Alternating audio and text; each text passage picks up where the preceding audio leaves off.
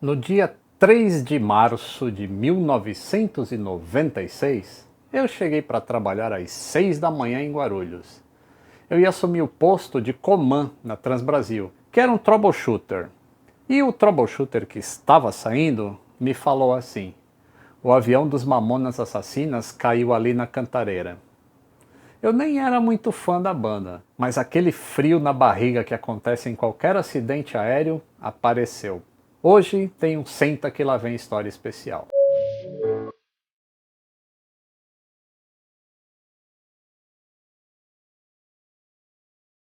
Saudações aeronáuticas, tudo bem com vocês?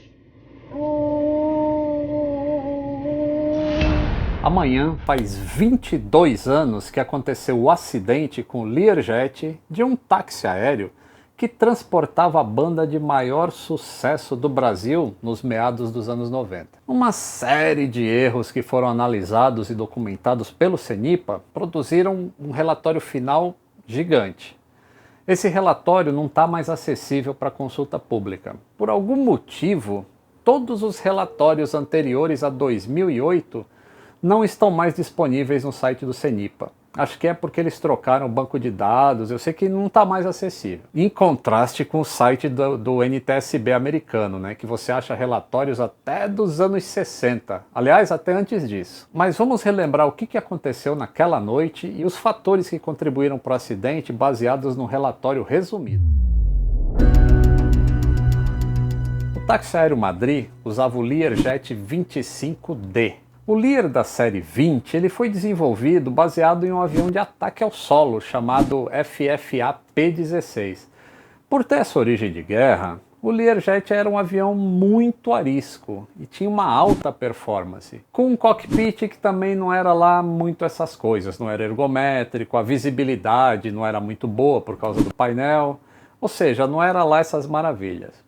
O avião é descrito assim em inglês. O Learjet é uma aeronave desafiadora para voar, em comparação com a maioria dos aviões da aviação geral, e até de jatos mais modernos.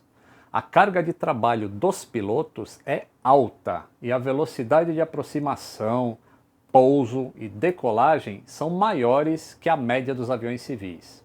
Vamos guardar essa informação por enquanto, e adicionar um ponto, ou um elo em uma corrente. O copiloto deste voo não tinha qualquer experiência no avião e nem contratado da empresa de táxi aéreo ele era. No dia do acidente, o Learjet decolou de Piracicaba às 7h10 da manhã. Para decolar às 7h10, que horas vocês acham que o piloto deve ter acordado?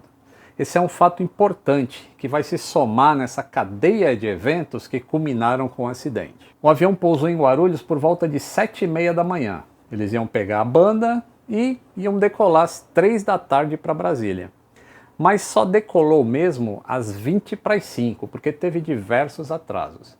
O pouso em Brasília aconteceu quase 6 da tarde. Nesse momento o piloto já estava mais ou menos umas 12 horas em jornada desde a hora da apresentação lá em Piracicaba. Mais um elo da corrente começava a se juntar. Seguindo o regulamento de fadiga usado, que se usa hoje em dia, o máximo de tempo que um piloto pode estar aí em serviço, dependendo da quantidade de pousos e alguns outros fatores, é de 14 horas de jornada. A decolagem de volta para Guarulhos aconteceu às 10 da noite, lá em Brasília. E o voo seguiu normal para a GRU, e aí quando iniciou a descida para o pouso, ele começou a ser vetorado até o marcador externo para a aproximação final do procedimento Charlie 2. Vetorar é quando o centro de controle de tráfego passa a dar instruções de proa, altitude e velocidade para o piloto. É assim, ó. Ok, de manter a delta pro agora é 170 E5 para interceptar localizer delta. Proa 175 delta. No relatório consta que o piloto não desacelerou a aeronave, mas na gravação dá para ouvir o piloto solicitando para manter a velocidade. Isso demonstra aí um certo nível de pressa para chegar. Ele queria descansar. A delta pode manter a velocidade, senhor? Positivo. Afirmativo, grato. Esse aqui é o procedimento Charlie 2, usado para pouso por instrumentos. E isso aqui é o marcador externo. Então o voo seria vetorado até esse ponto aí, ó. Na carta de aproximação a gente tem esse detalhe para arremetidas. Em caso de aproximação perdida, suba para 6.000 pés e curve à direita para bom sucesso e fique em espera.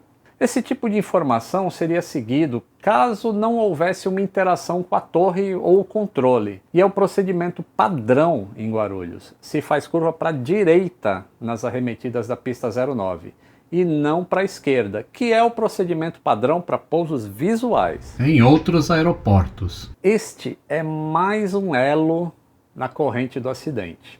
Pois bem, como não houve desaceleração, a aproximação chegou desestabilizada no marcador externo, que fica a 7 km da pista.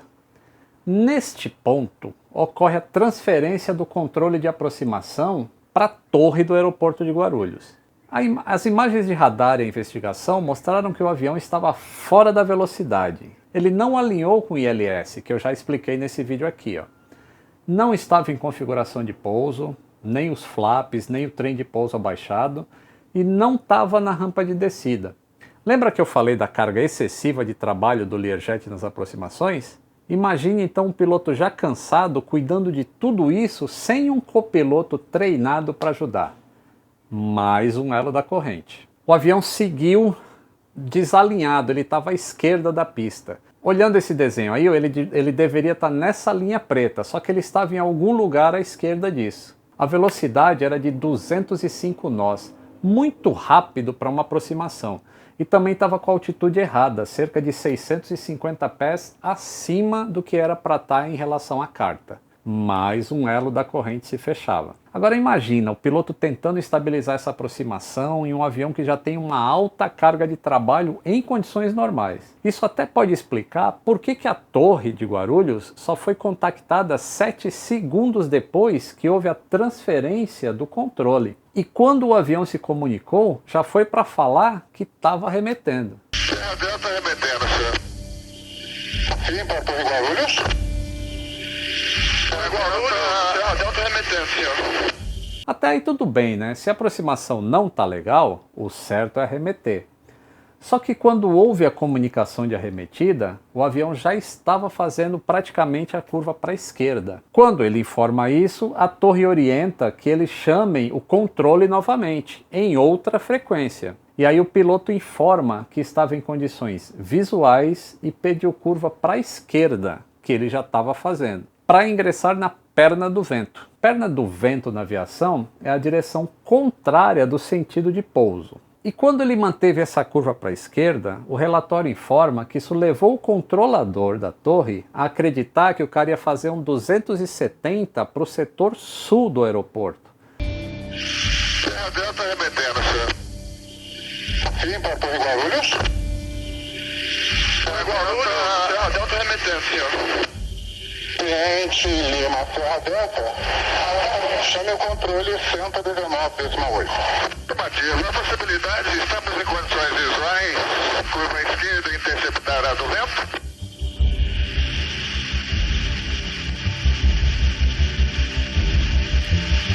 Afirmativo. Prossiga então para o setor sul, com direção do perna do vento, Lima Serra Delta.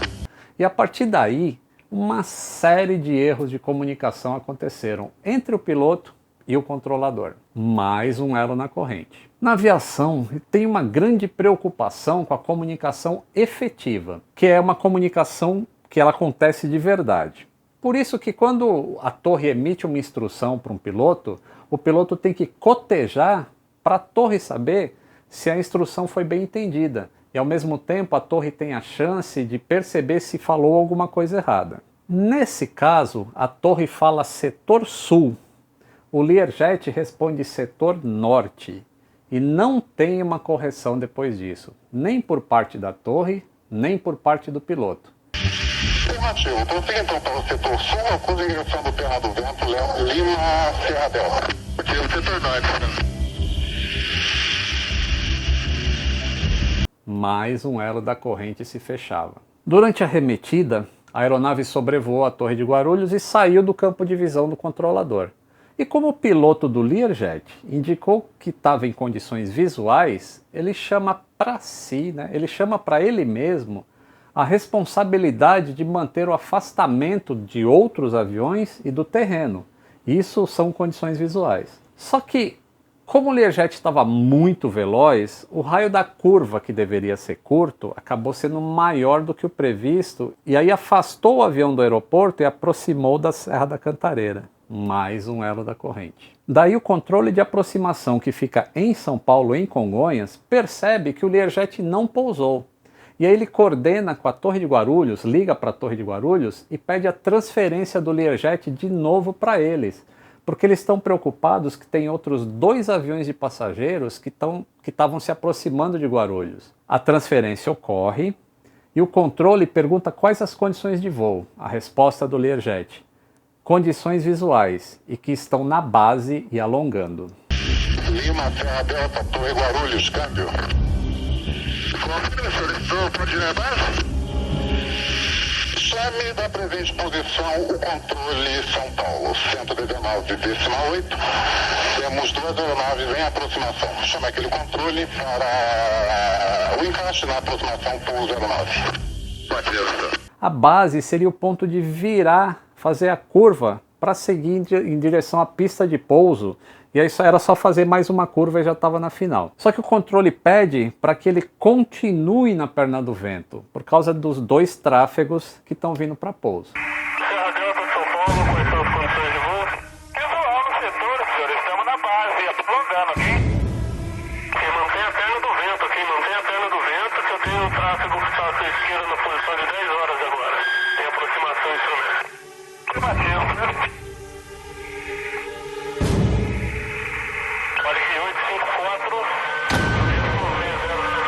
Mantendo a trajetória da perna do vento em uma altitude baixa para aquele setor, o Learjet acaba se chocando contra a Serra da Cantareira às 23 horas e 16. Estava somente a 3.300 pés de altitude.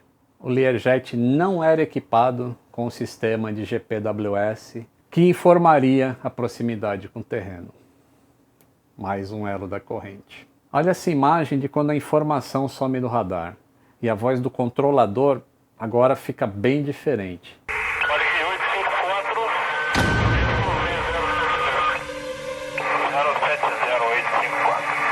Serra Delta, São Paulo.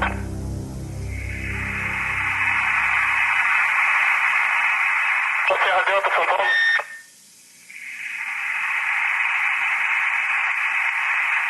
Serra Delta, São Paulo.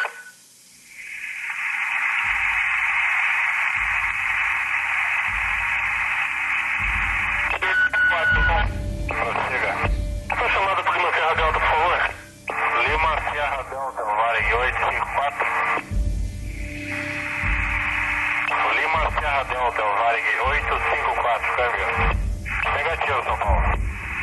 O 854 passou uma fumaça preta agora, bastante quantidade aqui. Você passou uma fumaça preta, confirma? Positivo. A corrente de erros tinha se fechado e levou a vida de todo mundo a bordo. Apesar de informar que estava em condições visuais, a fadiga e a falta de visibilidade da serra durante a noite, que aquilo fica só uma pedra escura, não dá para ver mesmo, fez com que não tivesse qualquer reação. O avião simplesmente entrou como se não tivesse nada na frente dele. O CENIPA considerou os seguintes fatores no relatório. A empresa de táxi aéreo estava operando em desacordo com as normas do Regulamento Brasileiro de Homologação Aérea 135, que hoje se chama RBAC 135, e é diferente do Regulamento 121, que são operados por empresas comerciais. A empresa não tinha um programa de prevenção de acidentes aeronáuticos, não tinha um programa de treinamento para os pilotos, não tinha contrato de trabalho com o copiloto. Os pilotos estavam em jornada de quase 17 horas, sem contar a apresentação para o voo. O copiloto não assessorou o comandante, porque não tinha treinamento no avião. A fraseologia utilizada na comunicação com a torre e o controle foi inadequada. Não teve CRM, que é Cockpit Resource Management, quando os 2 tripulantes compartilham o que eles têm que fazer no cockpit. Não teve planejamento antecipado e tem mais uma coisa no relatório. O CENIPA diz que é possível que houvesse um dos passageiros no cockpit, podendo ter sido até um dos membros da banda. Essa é uma probabilidade assumida pelo CENIPA baseada em algumas análises de interferência operacional, como a demora em se comunicar com a torre de controle. Infelizmente, o Learjet não tinha gravador de vozes na cabine, então não dá para afirmar com certeza, então é só uma probabilidade. Depois que todos esses fatores contribuintes apareceram no relatório, e teve mais ainda, seguiu uma lista de recomendações que deveriam ser implementadas por todos os envolvidos, além da empresa aérea, do setor de controle de tráfego aéreo e até o DAC, para evitar que isso acontecesse novamente. É muito difícil aceitar acidentes assim que acontecem simplesmente porque protocolos não foram seguidos, os protocolos estabelecidos não foram seguidos. Então, fica assim a lição para os jovens que vão entrar na aviação. Nunca deixem de seguir os procedimentos, nem de manutenção, nem de operação. Você nunca sabe quando estará fechando um elo numa corrente que pode virar um acidente. E sempre que você perceber que um elo se fechou, você tem que quebrar a cadeia que está se juntando os elos para que o acidente não aconteça. E assim a gente deixa a aviação cada vez mais segura. O questionamento se os Mamonas Assassinas eram uma grande banda ou não, aí fica a critério de cada um.